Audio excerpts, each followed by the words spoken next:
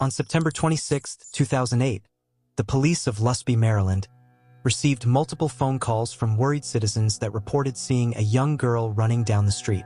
She was semi-naked and appeared to be covered in feces and blood. The little girl, who was 7 years old, was taken to a local hospital where an examination revealed that she had been the victim of violent abuse and neglect.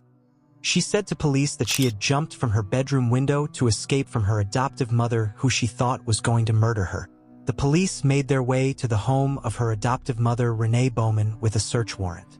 What they discovered inside would haunt them forever: 2 small frozen bodies hidden in the basement freezer. Bowman then confessed that the 2 small bodies belonged to 7-year-old Jasmine and 9-year-old Minette, her 2 adoptive daughters. An autopsy revealed that Jasmine and Minette had both died from asphyxia in May of 2006. It was believed that they may have been dead since the November beforehand, when Renee and the girls had moved from Rockville to Lusby. Bowman had admitted to murdering her 2 adoptive daughters in Rockville. Bowman would be charged with murder as well as attempted murder. The attempted murder charge was in relation to her other adopted daughter, the 7-year-old who had fled from the home. According to Detective Sergeant Michael Moore, when the 3rd daughter was found, she had been suffering from horrific injuries which had been inflicted by Bowman. He said, "The nature of the case took it to that level. She had open sores on her buttocks and lower thighs, as well as marks on her neck which had been caused by a cord, rope, or some other item. There were additional bruises to the girl's hands and lips." Bowman admitted to investigators that she had beaten her 3rd daughter with a hard-heeled shoe. As news of the grisly case swept throughout the nation, the biological relatives of Minette said that they were wanting the surviving daughter to come and live with them. Her uncle, Ivan Randall, said that the girl had grown up knowing Minette as her sister, and he wanted her to move to Ohio where he lived. Bowman would plead guilty to abusing her 3rd daughter and would be sentenced to 25 years in prison. However, she would plead not guilty to the 2 murder charges and would be ordered to stand trial. In February of 2010, the murder trial opened. Her surviving daughter would be the lead witness. She had come to court with her new foster parents. She was clutching a teddy bear as she testified against the woman she referred to as her ex-mother. The little girl told the courtroom that she and her sisters were kept in a locked room where they were forced to use a bucket as a toilet. She said that Bowman very frequently beat her and her sisters with a baseball bat as well as a shoe. When she was asked by the prosecutor on which part of her body she was beaten the worst, she responded, "The back and the front part." She was asked to demonstrate on the teddy beat, and she pointed at its backside and crotch area.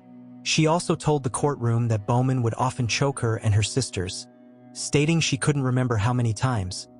"Because she did it so often I couldn't keep track." She stated that Bowman told her that Jasmine and Minette had gone to live with a friend, and that she told her, "I was stupid and dumb, and they didn't want to see me anymore." The prosecution would ask why she was using the term ex-mother, and she replied, "I just don't like calling her by her name." During the trial, it would be revealed that when Bowman and the 3rd daughter moved, Bowman would bring along the freezer containing Jasmine and Minette's bodies. She also continued to collect the subsidies that are given to parents who adopt special needs children from foster care. She had received a total of around $150,000 since adopting the 3 girls. It was evident that she had adopted them solely for financial benefits.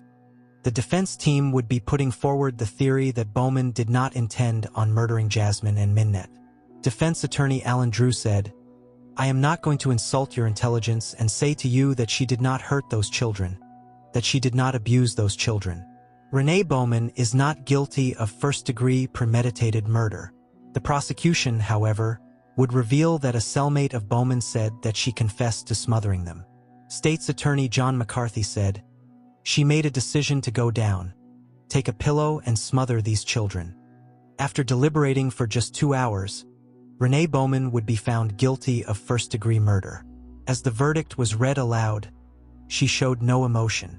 The sentencing phase would follow, and the prosecution would be arguing for life without parole, while the defense would be arguing for a more lenient sentence. Bowman would be given the opportunity to speak during the sentencing phase and stated, "I am very sorry for the abuse of the girls. It haunts me. It haunts me every day." Bowman would ultimately be sentenced to 2 consecutive life terms plus 75 years for the abuse. In handing down the sentence, Judge Michael J. Algeo said, "You sentenced these 2 young innocent children in the dawn of their lives to a death chamber, and for you that opinion is not available.